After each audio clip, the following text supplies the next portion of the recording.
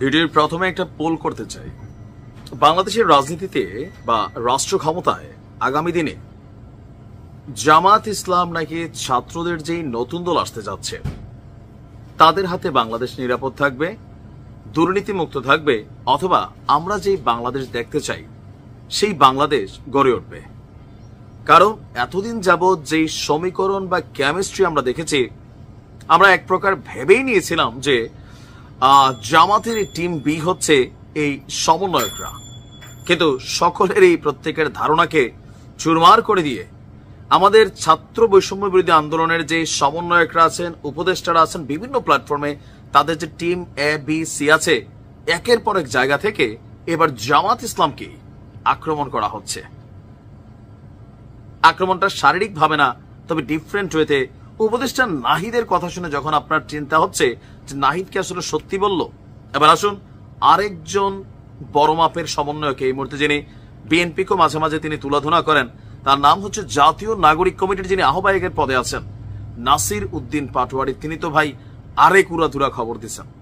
তার বক্তব্য কি সম্প্রতি নিউজ 24-কে দেওয়া এক সাক্ষাৎকারে নাসির বলছেন আওয়ামী লীগ এবং জামায়াত ইসলাম, খেয়াল রাখেন, আওয়ামী লীগ এবং জামায়াত ইসলাম দিল্লির এক্সটেনশন একটা দল। শব্দটা বোঝেন। এরপরের লাইন দেখেন, তার মতে ভারতপন্থী কোন দলকে দেশের জনগণ রাষ্ট্র ক্ষমতায় দেখতে চায় না। তার মানে জামাত ইসলামকে রাষ্ট্র ক্ষমতায় দেখতে চায় না বাংলাদেশের জনগণ। অপরদিকে উপদেষ্টা নাহিদ বলছিলেন যে এই ইসলামপন্থী যে রাজনীতি যারা করে এগুলা বাংলাদেশের মানুষ পছন্দ করে না, তাদেরকে রাষ্ট্র ক্ষমতায়ও আসলে নেওয়া হবে না বা যেতে পারবে না। পাটোয়ারি বলছেন যদি এই সরকার জুলাই আন্দোলনের ঘোষণার বিরুদ্ধে বিরোধিতা অব্যাহত রাখে তবে ভবিষ্যতে অনেকেই তাদের ওই রাষ্ট্র ক্ষমতায় আসার সম্ভাবনা রয়েছে। তার বক্তব্য, জাতীয় নাগরিক কমিটি বৈষম্য বিরোধী ছাত্র আন্দোলন যেই রাজনৈতিক দল প্রতিষ্ঠা করবে, এই রাজনৈতিক দলটি ভিন্ন একটা প্ল্যাটফর্ম হবে। তারা ৭১কে বিশ্বাস করে, ২৪কে বিশ্বাস করে, আর এটা তরুণদের জন্য একটি নতুন যুগের সূচনা হতে যাচ্ছে, যেখানে তারা দেশ পরিচালনায় নিজেদের সক্রিয় অংশীদার হিসাবে ভূমিকা রাখতে পারে।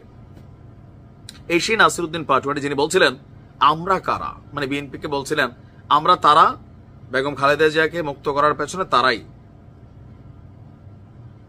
কি ঘটতে যাচ্ছে বাংলাদেশের আগামী নির্বাচন সমীকরণে? এখন যারা জামাতের কর্মী সমর্থক আছেন তারা আসলে কোন পথে যাবেন? আবার কেউ কেউ বলছে ভাই না, এটা আর একটা প্ল্যান, গভীর প্ল্যান। আবার কেউ কেউ বলছেন যে জামাতের সাথে ছাত্রদের একটা নেগোসিয়েশন আছে, জামাত ১০০টা সিট ছেড়ে দিবে, ছাত্ররা যে যে আসনে মানে দাঁড়াবে এবং কি তাদেরকে পাশ করতেও সহযোগিতা করবে। কেউ কেউ আবার বলছেন যে বিএনপিও একটা নেগোসিয়েশন করার চেষ্টা করছে বৈষম্য বিরোধী ছাত্রদের সাথে। আবার কেউ কেউ বলছেন হাতে গোনা ৫টা-১০টা সিট পাইতে পারে, রাষ্ট্র ক্ষমতায় যাওয়ার জন্য ছাত্রদের দল পারফেক্ট না। আবার বলছেন জামাতি ভাই ৫০টা সিট পায় কিনা সেইটাই সন্দেহ আছে। আগামী দিনে নির্বাচন হলে একমাত্র রাষ্ট্র ক্ষমতায় যাওয়ার মতন ক্যাপাবিলিটি, মাঠের শক্তি, ভোটের শক্তি, অর্থনীতির শক্তি, পেশির শক্তি, গায়ের শক্তি, সব শক্তিতে বলিয়ান এই মুহূর্তে বাংলাদেশ জাতীয়তাবাদী দল মানে বিএনপি। এখন সমন্বয়কদের হঠাৎ করে জামাতের বিরুদ্ধে যে অবস্থান, এটা কেন? ওয়ান এন্ড অনলি কারণ তারা রাজনৈতিক দল গঠন করতে যাচ্ছে। আর এটা বাংলাদেশের একটা পুরোনো কালচার। আমরা যে যে দল করি এর বাহিরে যে দলগুলো থাকে তাদেরকে কিন্তু আমরা খোঁচাই, তাদের দুর্বল জায়গাগুলোতে আমরা খোঁচা মারি। কি ঘটছে, কি ঘটবে জানি না। নির্বাচন এবার অনেকটা কি বলা হয় যে জমজমাট হবে, এতটুকু বুঝতে পারছি। ভালো থাকুন।